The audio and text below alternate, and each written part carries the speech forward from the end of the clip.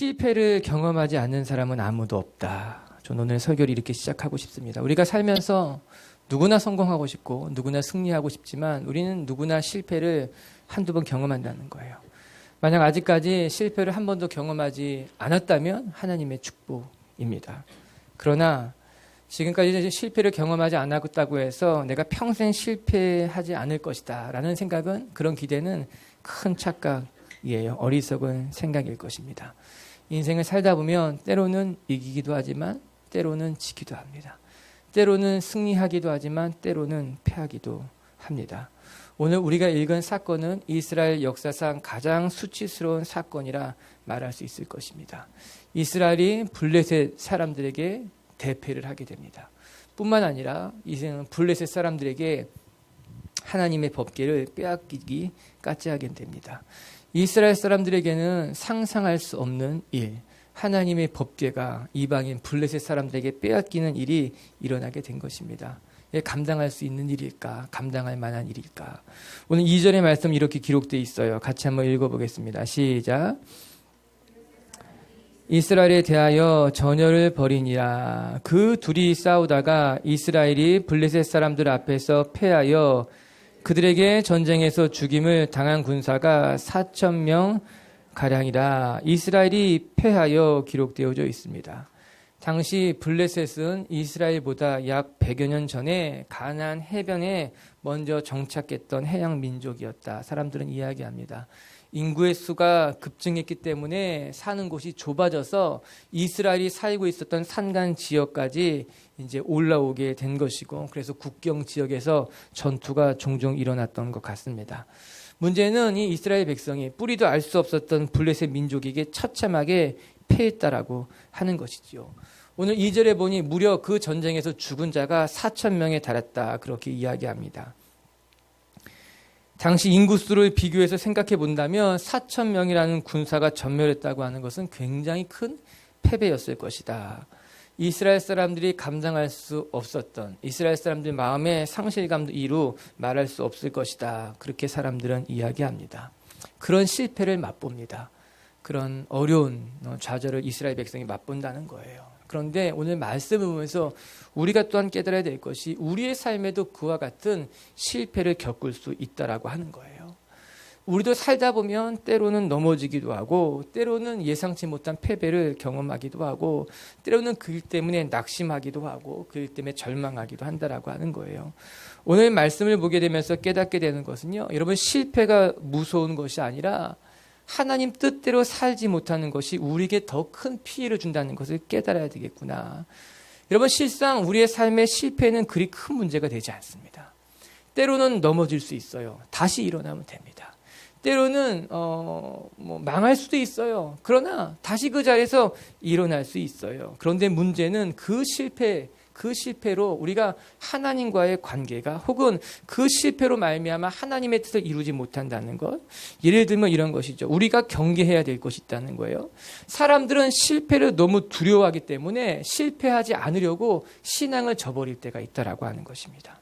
혹은 사람들은 실패하는 게 너무 두렵기 때문에 세상적인 방법을 동원해서라도 반드시 이기려고 몸부림친다라고 하는 거예요. 우리가 경계해야 되는 것이 바로 그런 것들이라고 하는 것입니다. 실패를 두려워하는 것이 아니라 실패할 것을 두려워하는 그 마음을 우리가 경계해야 된다라고 하는 거예요. 때로는 실패할 수 있어요. 때로는 넘어질 수 있어요. 때로는 내 뜻대로 되지 않아요. 그런데 그 실패가 두렵기 때문에 신앙을 저버리거나, 그 실패가 두렵기 때문에 세상적인 방법을 동원해서라도 이기려고 하는 그 마음을 조심해야 된다라고 하는 거예요. 오늘 전쟁을 살펴보면 특이한 점을 발견하게 됩니다. 이 전쟁에 두 진영의 군사력이 전혀 기술되어 있지 않습니다. 보통 성경에 이방인들과의 싸움을 말할 때는 두 진영의 군사력을 먼저 말합니다. 상대방이 몇 명이었고 우리가 몇 명이었는지, 혹은 상대방을 이끄는 장수는 누구였고 우리를 이끄는 장수는 누구였는지, 또한 그 전쟁에 하나님이 어떻게 싸우라 말씀하셨던 어떤 전략이나 전술이 있는지 그것을 먼저 말하게 되어 있는데, 오늘 전쟁에는 그런 기술이 하나도 나와 있지 않습니다. 아무런 기술 없이 그냥 그 전쟁에서 그들이 패했다고 하는 것만 기록되어 있다고 하는 거예요. 그리고 보면 이 사건을 기술한 저자가 관심을 가지고 있었던 것이 다른 것이라는 거예요. 즉 오늘 이 저자가 가지고 있었던 관심은 그들의 전쟁에 하나님이 함께 하셨는가, 그들의 전쟁에 하나님이 임재하셨는가에 관심을 가지고 있는 것처럼 보인다라고 하는 것입니다. 이 전쟁의 특별한 점이라고 하는 거예요. 그래서 오늘 이 전쟁을 통해서 하나님께서 우리에게 들려주시고자 하는 메시지가 있다라고 하는 거예요. 이스라엘도 패할 수 있다는 겁니다. 하나님의 백성이지만 이방인들에게 망할 수 있다라고 하는 것이에요. 중요한 것은 그 실패를 하나님이 허락하셨다면 그 실패를 허락하신 하나님의 뜻이 있다라고, 계획이 있다라고 하는 거예요. 하나님이 여러분 삶을 때로는 막으시고 하나님이 여러분 삶에 때로는 실패를 허락하신다면 그 실패에는 분명한 메시지가 있다라고 하는 겁니다. 실패가 중요한 것이 아니라 메시지를 듣는 것이 중요합니다. 그 실패를 통해 하나님께서 나에게 말씀하시고자 하는 것을 듣는 것이 우리에게 중요하다는 것이죠. 여러분 실패를 두려워하지 않게 되길 바랍니다. 그 실패를 통해 하나님의 말씀을 들을 수 있는 귀와 눈이 열릴 수 있게 되기를 주님의 이름으로 축복합니다. 이스라엘 백성은 하나님의 백성이었어요. 이스라엘 사람은 신앙이 있었어요. 그러나 그 신앙 가운데 실패를 경험했다라고 하는 거죠. 오늘 제목은 신앙이 실패할 때요. 우리가 믿음이 있지만 우리가 기도를 하지만 때로는 그 삶 가운데 실패를 맛보고 내 뜻대로 되지 않는 벽과 같은 것을 경험하게 된다라고 하는 거예요. 여러분 먼저 축복받고 싶어요. 여러분 삶의 실패가 여러분을 다스리는 게 아니라 여러분의 실패를 다스릴 줄 아는 사람들이 되기를 주님의 이름으로 축복합니다. 그럼 오늘 말씀 통해 우리가 무엇을 배울 수 있는가? 첫 번째, 우리가 신앙이 있다 하여도 때로는 그 신앙 가운데 실패를 경험할 수 있다는 거예요. 우리가 하나님을 열심히 믿고 때로는 하나님 앞에 열심히 기도하고 때로는 하나님께서 분명히 이기게 하실 것만 같은 확신이 들 때도 실패할 수 있다는 거예요. 우리가 그것을 기억해야만 됩니다. 오늘 4장 1절은 이렇게 시작하고 있어요. 사무엘의 말이 온 이스라엘에 전파되니라. 즉 하나님의 사람 사무엘의 영향력이 이스라엘 전역에 흘러가기 시작했다라고 하는 겁니다.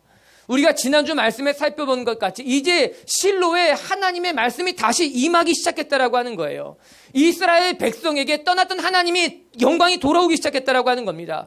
신앙이 시작이 된 거예요. 하나님의 회복이 이스라엘 백성 가운데 시작됐다라고 하는 겁니다. 그렇다면 이스라엘 사람들은 이제 이 전쟁에서 왠지 승리할 것만 같은 예상이 들었을 것이 분명합니다. 신앙이 회복되었기 때문에 우리에게는 선지자 사무엘이 함께하고 있기 때문에 뭔가 새로운 시작, 뭔가 이스라엘이 다시 시작되는 것만 같았던 거죠. 왜 우리의 삶에도 그런 생각이 들 때가 있잖아요. 신앙이 회복되면요 내 삶에 대한 기대가 생깁니다. 뭔가 잘 될 것 같다는 거예요. 목사님 요즘 제가 기도가 잘 됩니다. 예배 시간에 오면은 졸지 않고 예배가 잘 드려집니다. 목사님 뭔가 내 신앙이 회복되는 걸 보면 내 삶에 뭔가 좋은 일이 일어날 것만 같습니다. 이렇게 이야기하는 사람들이 있습니다. 오늘 분위기가 그럴 수 있었다는 거예요. 그런데 3절은 이렇게 말해주고 있어요. 3절을 봅시다. 시작.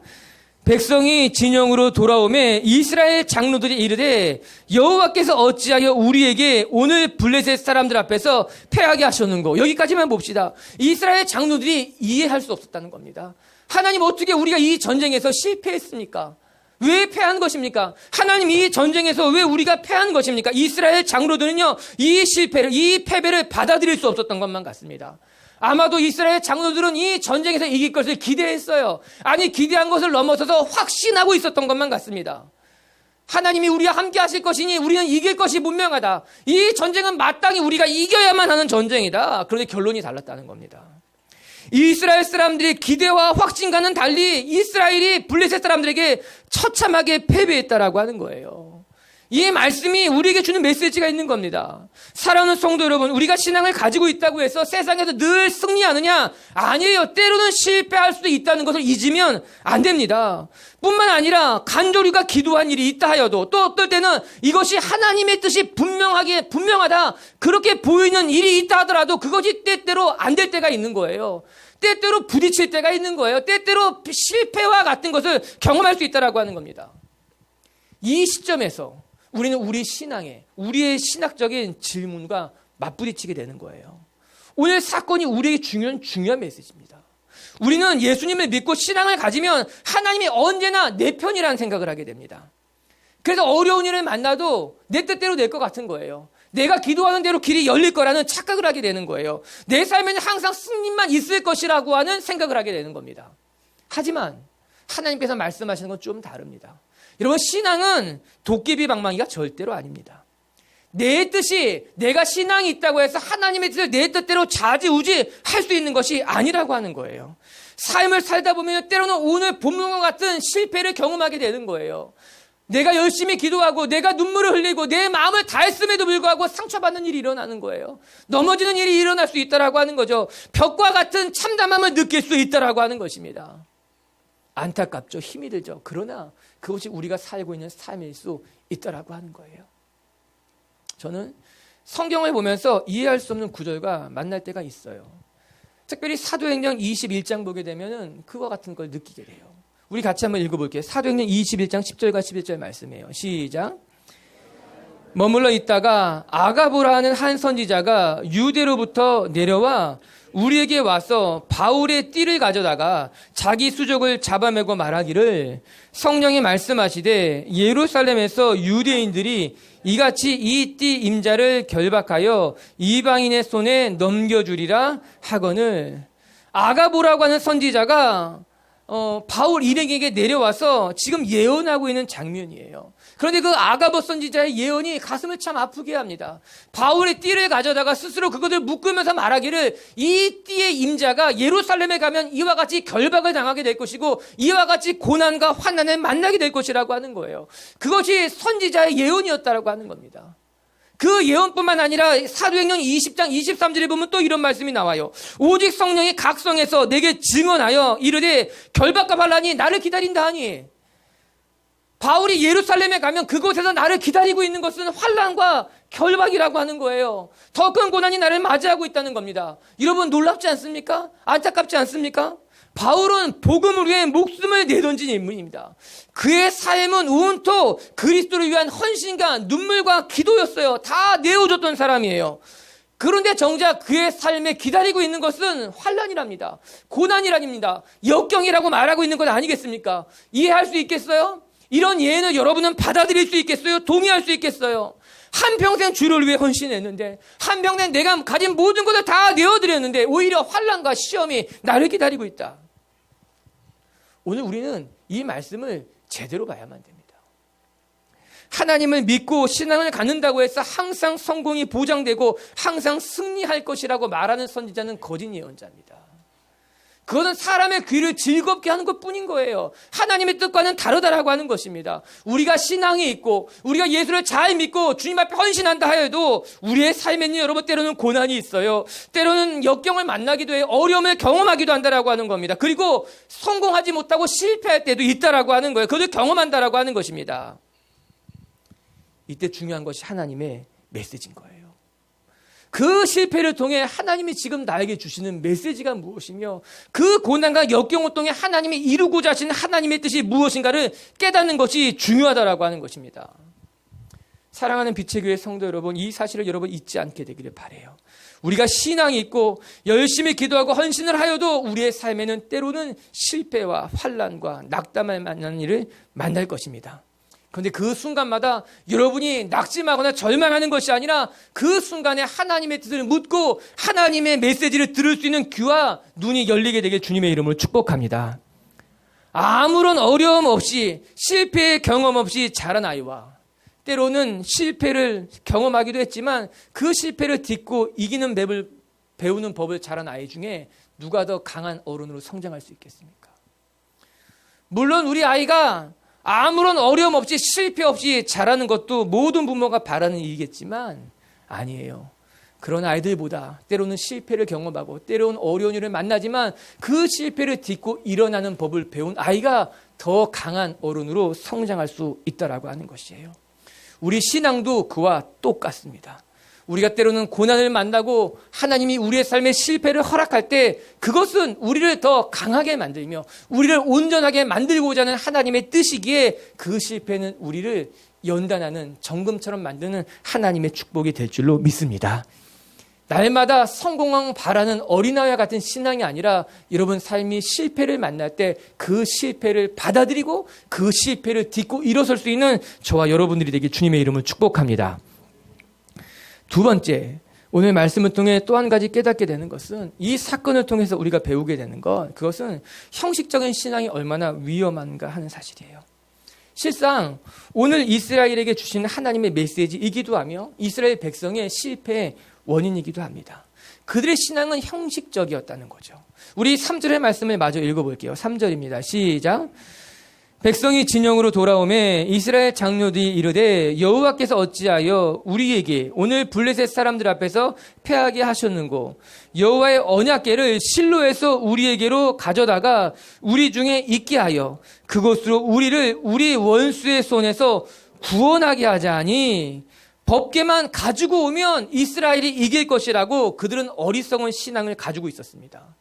이제 이스라엘이 블레셋에게 패하게 되자 그 장로들이 가지고 있었던 생각은 그러면 여호와 하나님의 법궤만 가지고 오자. 그러면 우리가 승리할 수 있을 것이라고 확신했다라고 하는 거예요. 그게 그들의 형식적인 신앙을 단적으로 보여주는 모습이었습니다. 여러분 말씀해 보면요. 전쟁에서 패했을 때 그들이 기도했다거나 아니면 그들이 하나님의 뜻을 물었다거나 우리가 어떻게 해야 되는지 무릎 꿇었다는 것을 성경에서는 찾아볼 수 없었습니다. 그들은 단지 하나님의 법궤만 가져오면 된다고 생각했어요. 하나님의 법궤만 있으면 우리는 이 어려움을 이겨나갈 수 있을 것이다. 그 실패, 그 패배 속에 가지고 있었던 하나님의 뜻이 무엇인지, 하나님이 주시는 메시지는 무엇인지 성찰하지 못했어요. 자기 자신을 돌아보지도 않았던 겁니다. 그냥 그들은 법궤만 가져오면 우리가 이길 것이라는 껍데기 신앙만 붙들고 있었다라고 하는 거예요. 마치 이스라엘 사람들이 성소에 나아갔지만 그들이 마당 뜰만 밟고 되돌아갔던 것처럼 예수님은 성전을 기도하는 하나님의 곳이라고 말했지만 이스라엘 사람들은 그 기도하는 곳을 도적의 구려로 만들어 놓았던 것 같이 지금 이스라엘 사람들은요 껍데기뿐인 신앙으로 하나님의 뜻을 헤아리지 않은 채 자기의 욕심만 쫓아갔다는 겁니다. 여러분 신앙은 내면의 이야기예요. 물론 우리가 어떤 신앙의 모양을 갖는가도 중요합니다. 왜 경건이란 그릇에 경건한 삶이 담기기 때문에 전 우리 교회 성도들이 경건한 모양도 가지고 있게 되길 바라요. 경건한 모양이 있어야 돼요. 그런데 그와 함께 더 중요한 것은 경건의 능력인 겁니다. 우리 안에 경건한 삶이 사라져야 된다라고 하는 거죠. 그것이 우리 삶 안에 담겨진 거예요. 예배당에 나오는 것도 중요하지만 이 예배당 안에 우리가 어떻게 하나님 앞에 예배하는가 더 중요합니다. 봉사하는 것도 중요하지만 그 봉사에 우리가 어떻게 우리의 정성과 신앙을 담는 것은 더 중요합니다. 그런데 왠지 이 시대는 형식적인 신앙만 늘어나는 것 같은 거예요. 껍데기뿐인 신앙처럼 오늘 성경에 이런 것까지 법궤만 가져오면 되는 것 아니냐. 내가 일요일에 교회에 나와서 예배 드리면 되는 것 아니냐. 내가 와서 이렇게 여기 있으면 그것으로 족한 건 아니겠는가. 나는 교인이야. 나는 그냥 예수 믿는 사람이야. 마치 법궤가 나한테 있으면 내가 모든 것이 허락되는 것처럼 착각하고 있다라고 하는 거죠. 그건 신앙이지만 껍데기뿐인 신앙이에요. 경건의 모양은 있을지 모르지만 경건의 능력은 잃어버린 신앙이라고 하는 사실입니다. 저는 오늘 말씀을 보면서 참 이스라엘 백성에게 실망스러운 것을 하나 보게 됩니다. 그것은 전쟁에 임하면서 이 전쟁이 하나님이 기뻐하시는 것인지 아니면 하나님이 기뻐하지 않는 것인지 묻질 않았다는 거예요. 우리가 이제 앞으로 사무엘상을 계속 살펴보게 될 텐데 전쟁을 할 때마다 사울도 다윗도 사무엘도 항상 먼저 하나님의 뜻을 묻습니다. 이 전쟁이 누구로부터 말미암았는가? 하나님 이 전쟁에 우리가 싸워야 합니까? 말아야 됩니까? 심지어는 싸워야 될 타이밍이 지금인지 아닌지까지 하나님 앞에 철저히 묻는 것이 그 당시 신앙인들의 삶이었어요. 이스라엘 백성의 정체성이었다는 겁니다. 그러나 오늘 본문에 이스라엘 백성은 하나님께 묻지 않습니다. 하나님의 뜻인지 하나님의 싸움인지 묻지 않습니다. 그들에게 중요했던 것은 단 한 가지예요. 단 이 전쟁에서 이겨야만 한다는 것이었습니다. 그들은 이 전쟁이 하나님의 전쟁인지 하나님이 허락하신 것인지 중요하지 않고 이 싸움에서 이기는 것만 중요했다는 거예요. 그들은 지금 승리에만 집착하고 있습니다. 이 싸움을 통해 하나님께서 말씀하실 것을 바라보지 아니하고 이기면 된다는 거예요. 싸움에서 승리만 하면 된다는 거. 그들이 승리에 집착했다는 겁니다. 여러분 우리들의 모습과 닮아있지 않습니까? 아니 이 세상 사람들의 모습과 똑같지 않습니까? 세상 사람들은요 무조건 이기는 것이 중요하다고 말합니다. 싸우면 이겨야 된다고 말합니다. 일단 이기고 나서 생각하자라고 하는 거죠.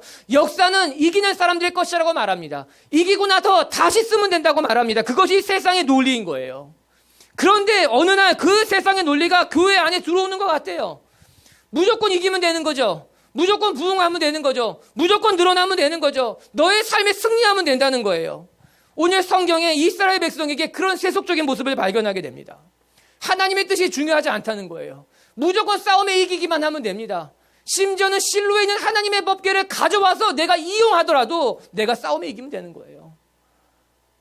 하나님의 법궤를 가져다가 이 싸움에 이용해도 이 싸움에서 이기기만 한다면 모든 건 문제될 것이 없다라고 합니다. 그리고 장로들은 실로에 있는 법궤를 가져오라고 말합니다. 우리가 이겨야 되기 때문이라고 하는 거예요. 승리에 집착한 신앙은 당연히 형식적인 신앙으로 전락해버릴 수밖에 없습니다. 이 시대의 많은 크리스찬들이 왜 우리의 신앙이 형식적인 신앙으로 전락해버리는가? 우리에게 승리에 대한 집착, 이기고자 하는 마음이 너무 강하기 때문인 거죠. 무조건 성공하고 무조건 이겨야 되고 무조건 잘해야 되기 때문에 하나님의 뜻보다는 내가 이기기 위해서 형식적인 신앙이 되는 거예요. 신앙의 모습은 있지만 신앙의 능력이 사라지는 거예요. 전쟁에서 이길 수 있을지 모르지만 그 안은 처참하게 패배해져 버린 패자의 모습으로, 패자의 신앙으로 버려질 수밖에 없다라고 하는 것입니다. 오늘 3절의 말씀에 보면 이스라엘 백성이 참 재밌는 고백을 합니다. 여호와께서 우리를 패하게 하셨다는 거예요. 여러분, 이 고백을 어떻게 생각합니까? 하나님이 정말 패하게 하신 것일까요? 우리는 이 말씀의 실체를 정확히 이해할 필요가 있습니다. 하나님이 패하게 한 것이 아니라 그들에게 실패를 허락하신 것이었어요. 조심스러운 차이지만 우리는 그것을 제대로 볼 필요가 있어요. 이스라엘은 전혀 잘못한 것이 없고 잘 준비됐는데 하나님이 그들을 실패하게 하신 것이 아니라 형식적인 신앙을 가진 그들이 이 싸움에서 패할 수밖에 없었다는 것입니다. 하나님 그리고 그걸 허락하신 거죠. 오늘 우리가 분명하게 이해해야 할 것은, 사랑하는 성도 여러분, 우리가 형식적인 신앙을 가지고서는 결코 세상을 이길 수가 없습니다. 우리가 살고 있는 세상을 여러분 너무 만만하게 봐서는 안 됩니다. 여러분, 세상 사람들도요 충분한 실력을 가지고 있고요, 정신적으로 철저히 무장된 사람들이 많이 있고요, 무엇보다도 우리들보다 더 성실하게 철저하게 살아가는 사람들이 허다하다라고 하는 거예요. 오늘 성경을 읽어보시기 바랍니다. 법궤가 정돈처럼 왔다는 이야기를 듣게 되자 블레셋 사람들의 반응이 둘로 나눠지게 됩니다. 첫 번째 반응은 7절과 8절에 나오는데 같이 한번 읽어볼까요? 시작. 블레셋 사람이 두려워하여 이르되 신이 진영에 이르렀도다 하고 또 이르되 우리에게 화로다. 전날에는 이런 일이 없었도다. 우리에게 화로다. 누가 우리를 이 능한 신들의 손에서 건지리오. 그들은 광야에서 여러 가지 재앙으로 애굽인들을 친 신들이라. 하나님의 법궤가 이 전쟁터에 도착했다는 말을 듣고 블레셋 사람들이 두려워하기 시작했습니다. 왜? 그들은 하나님에 대한 소문을 이미 들었던 거예요. 어떻게 이스라엘이 출애굽을 했는지, 광야에서 하나님이 어떻게 이스라엘 사람들을 구원하셨는지 그 법궤에 대한 얘기 다 들었어요. 하나님의 법궤가 앞장서게 되자 요단 땅이 갈라진 것이었어요. 요단강이. 하나님의 법궤가 앞장서게 되자 여리고가 무너졌다는 거예요. 블레셋 사람들은 하나님의 소식을 들었던 거예요. 알았던 거예요. 그리고 두려워하기 시작했어요. 오히려 이스라엘 사람들보다 나았어요. 그런데 또 한편엔 다른 소리가 나기 시작했어요. 9절의 말씀이에요. 7절과 8절에 한 무리는 법궤가 온 것을 보고 두려워 떨었지만 또 다른 무리들은 그와 달랐습니다. 9절을 읽어봅니다. 시작. 블레셋 사람들아 강하게 되며 대장부가 되라. 너희가 히브리 사람의 종이 되기를 그들이 너희의 종이 되었던 것 같이 되지 말고 싸우라 하고, 여러분 이 말씀을 보시기 바랍니다. 또 한편에서는 법궤가 왔다고 해서 두려워하면 안 된다는 거예요.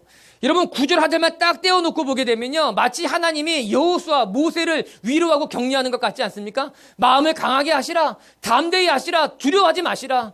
이 한 절만 떼어다 놓고 책상에 붙여놓으면요 큰 오해가 일어나는 거예요. 이건 그런 말이 아니에요. 저 다른 이야기인 거예요.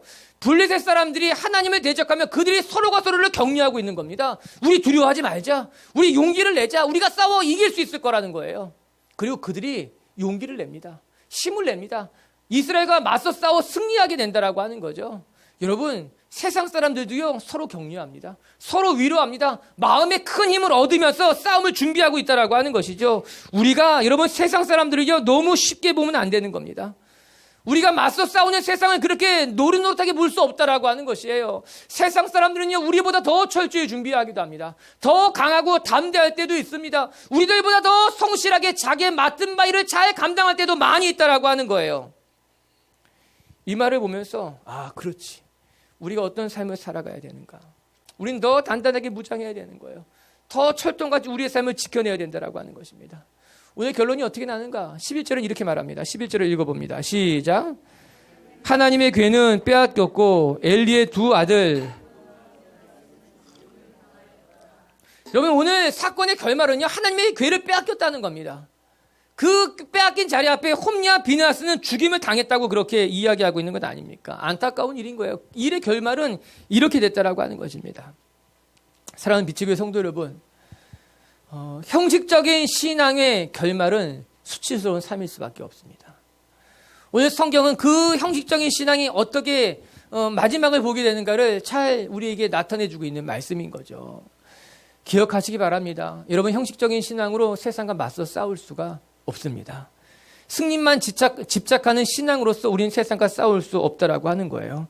저와 여러분이 경건의 모양뿐만 아니라 경건의 능력이 있게 되길 바라고, 신앙의 껍데기뿐만 아니라 신앙 안에 알맹이가 있는, 내실이 있는 진실과 참됨을 가지고 능력 있게 살아가는 하나님의 사람들이 되길 주님의 이름으로 축복합니다. 껍데기뿐인 신앙이, 형식적인 신앙이 다 떠나가게 되길 바라고, 하나님 앞에 진실된 그리스도인으로 거듭 태어나는 하루가 되길 주님의 이름으로 축복합니다. 두 번째 말씀을 통해 또 깨닫게 되는 것은, 우리가 이제 끝으로 살펴보게 될 말씀입니다. 그것은 우리가 세상 앞에 나가기 전에 반드시 우리 자신을 먼저 점검해야 된다라고 하는 거예요. 오늘 말씀을 통해 우리는 세 가지를 배우게 됩니다. 첫 번째, 신앙이 있어도 실패할 때가 있다는 거예요. 그게 겸손한 거예요. 신앙이 있어도 때로는 넘어지고 고난과 환난을 만난다는 거예요. 그게 겸손하고 진실한 신앙이라는 거예요. 교만해지지 않게 되는 거예요. 우리는 그 실패를 통해 하나님의 메시지를 들어야만 됩니다. 그 실패를 통해 나에게 말씀하신 하나님의 음성을 깨달아야 된다라고 하는 거예요. 두 번째, 실패의 이유가 무엇이었는가? 그것은 그들의 형식적인 신앙이었다는 겁니다. 여러분, 형식적인 신앙은 이 세상과 맞서 싸울 수 없습니다. 형식적인 신앙으로는 세상에 실패할 수밖에 없다라고 하는 거예요. 승리에 집착하는 신앙이 아니라, 무조건 이기려고 하는 신앙이 아니라 하나님의 뜻을 구하며 여러분 안에 진실한 신앙이 있어야 된다는 거죠. 그리고 세 번째, 우리 영적인 전쟁을 하기를 원한다면 먼저 우리 자신이 준비되어야 된다. 오늘 10절은 이렇게 기록해 주고 있어요. 10절을 봅니다. 시작.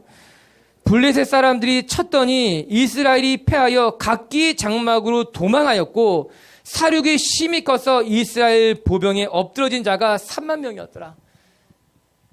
첫 번째 전쟁에서 패한 것보다 두 번째 전쟁은 더 큰 참패를 겪게 됐다라고 이야기합니다. 전쟁에 나간 자들이 두려워서 각자 자기 집으로 숨어 들어갔을 뿐만 아니라, 첫 번째 전쟁에서는 4천 명이 죽었다면 두 번째 전쟁에서는 무려 3만 명이나 되는 몇 배 더 많은 인원이 그 자리에서 몰살당할 수밖에 없었다라고 하는 거예요. 결국 실패를 통해 거듭나지 못한다면, 우리의 삶의 실패를 통해 하나님이 말씀하신 메시지를 우리가 깨닫지 못한다면 그 다음 전쟁에도 가능성이 없다라고 하는 거예요. 즉, 형식적인 신앙은 계속해서 실패를 안겨다 줄 수밖에 없다라고 하는 겁니다. 우리가 실패했다면 준비해야 되는 거예요. 그 실패로 하여금 우리가 또다시 한번 일어날 수 있는 그 실패가 디딤돌이 되어야 된다라고 하는 것이죠. 어떤 사람은요, 실패를 통해 성장하는 사람이 있어요.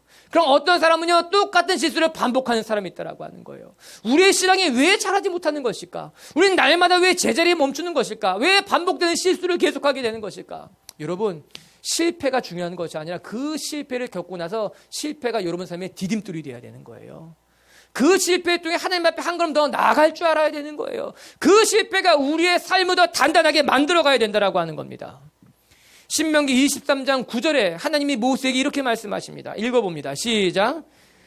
내가 적군을 치러 출전할 때 모든 악한 일을 스스로 삼갈지니, 그 후에 10절, 11절, 12절 보게 되면 우리가 전쟁에 나가기 전에 어떻게 우리의 삶을 간추려야 될지, 정돈해야 될지, 정리해야 될지, 삼가야 될지 구체적으로 말씀해 주고 있습니다.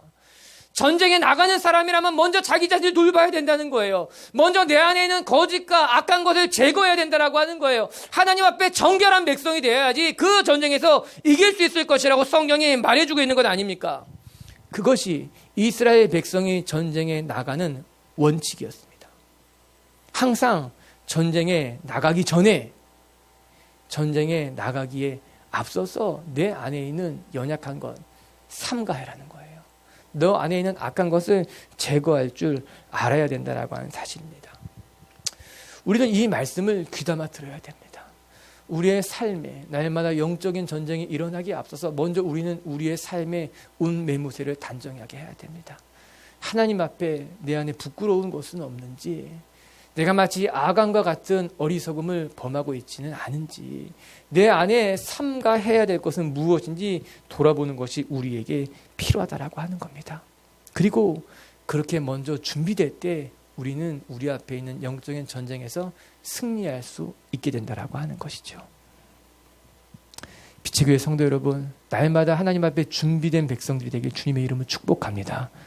그래서 하나님이 주신 전쟁이 우리의 삶을 승리로 이끄는 축복의 어떤 열매가 되었으면 좋겠습니다. 말씀을 마칠게요. 오늘 말씀 보게 되면 우리의 삶에 누구나 실패를 경험하게 된다는 겁니다. 그러나 중요한 건 실패를 두려워해서는 안 된다는 겁니다. 우리는 실패가 두렵기 때문에 인간적인 방법을 동원해서라도 이기려고 하는 거예요. 실패가 두렵기 때문에 신앙을 저버리고라도 이겨야 된다는 강박관념을 갖게 되는 거예요. 우리가 정말 경계해야 될 것은 실패가 아니라 실패를 두려워하는 마음일 것입니다. 전 우리 빛의 교회 성도들이 실패를 두려워하는 것이 아니라 실패를 다스릴 줄 아는, 실패를 뛰어넘을 줄 아는 그런 강하고 담대한 하나님의 사람들이 되기를 바랍니다. 첫 번째, 여러분 신앙이 있어도 실패할 수 있다는 걸 잊지 마십시다. 열심히 기도하고 열심히 준비해도 때로는 우리는 고난과 환난을 만날 수 있다는 거예요. 그때 우리는 주저앉거나 좌절하는 것이 아니라 하나님의 메시지를 귀를 기울이는 것입니다. 이 실패를 통해 나에게 말씀하시는 하나님의 음성이 무엇인지 듣는 시간이 되어야 된다는 거죠. 할렐루야.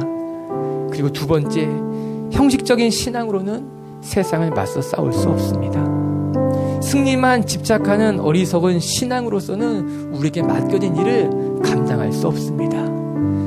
우리에게 승리가 중요한 것이 아니라 하나님의 뜻이 중요한 것이기에 형식적인 신앙을 다 거두어버리고 참되고 진실한 신앙이 되기를 바랍니다. 세 번째, 전쟁에 나가기 앞서 반드시 먼저 우리 자신을 돌아보십시다. 우리의 허물, 우리의 죄, 우리가 삼가할 것이 무엇인지 우리를 점검한다면 싸움에서 이기게 될 줄을 믿습니다.